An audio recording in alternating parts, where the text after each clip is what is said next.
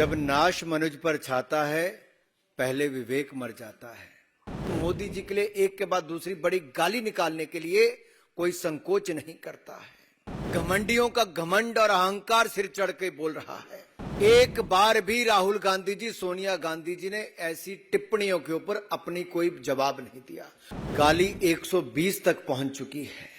नफरत के बोल 120 तक पहुंच चुके हैं। ये कल तक जब शराब घोटाले के आरोप अरविंद केजरीवाल पर लगाते थे, वही कांग्रेसी आज उनकी जेब में जाकर बैठ गए हैं। जब नाश मनुज पर छाता है, पहले विवेक मर जाता है।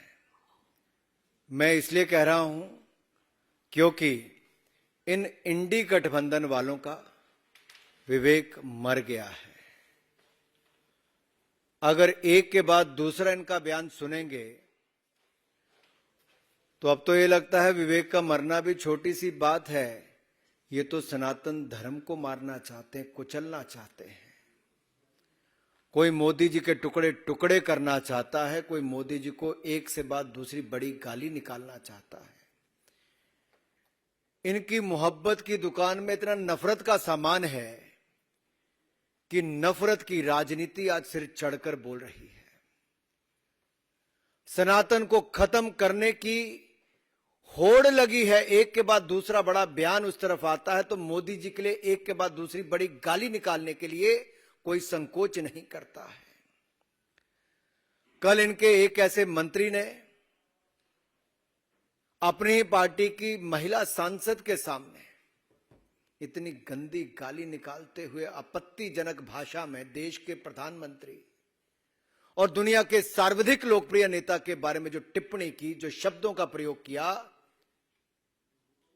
उसकी जितनी निंदा की जाए उतनी कम है। लोकतंत्र में ऐसी भाषा के लिए कोई स्थान नहीं है। और दुनिया के सर्वाधिक लोकप्रिय नेता के लिए, देश के माननीय प्रधानमंत्री के लिए, 140 करोड़ की जनता के द्वारा चुने गए प्रधानमंत्री पर इस तरह की टिप्पणी करना, यह आपत्तिजनक भी है, शर्मनाक भी है और इस पे माफी पूरे इंडी गठबंधन को मांगनी चाहिए। लेकिन घमंडियों का घमंड और अहंकार सिर चढ़ के बोल रहा है। एक बार भी राहुल गांधी जी, सोनिया गांधी जी ने ऐसी टिप्पणियों के ऊपर अपनी कोई जवाब नहीं दिया। मल्लिकार्जुन खड़गे जी चुप करके बैठे रहे।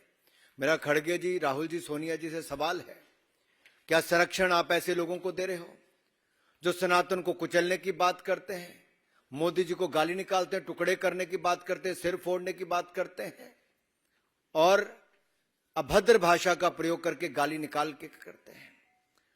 साथियों, इतिहास गवाह है, तैमूर से लेकर बाबर और औरंगजेब तक सबने सनातन धर्म को समाप्त करने की, जड़ से मिटाने का प्रयास किया। ना सनातन को कोई खत्म कर पाया था, ना कोई कर पाएगा। मोदी जी को भी जितनी बार इन्होंने गाली निकालने का काम किया, हिंदुस्तान की जनता ने उतना ही बढ़ चढ़कर प्रेम दिया है। गुजरात से लेकर देश के चुनाव तक जब जब इन्होंने मोदी जी को गाली निकाली है, जनता ने उतना ही प्रेम और प्यार बरसाया है। गाली 120 तक पहुंच चुकी है। नफरत के बोल 120 तक पहुंच चुके हैं। आप कल्पना कीजिए, 120 बार एक के बाद दूसरे ये गोरख धंधे वाले, गंदे काम करने वाले लोग जो भ्रष्टाचार के चलते एक के बाद दूसरे छिपे हैं। आप जब देखिए, भ्रष्ट यूपीए का चेहरा हटाकर ये आए थे तो उन्होंने जनता को भ्रमित करने का प्रयास किया। इनका कहना क्या था?